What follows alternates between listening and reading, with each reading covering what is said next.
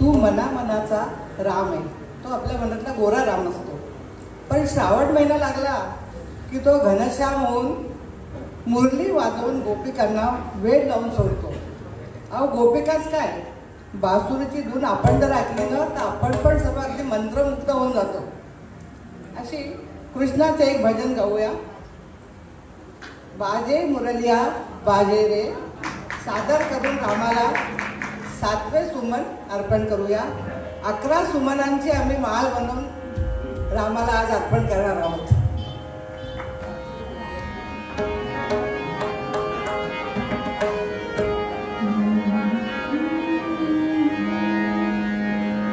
विमुख शिखर से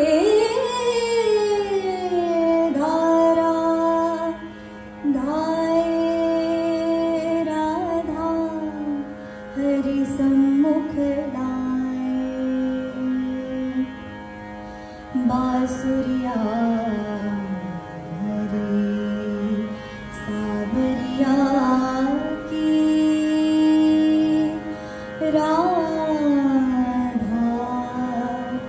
गोरी सुनवारी.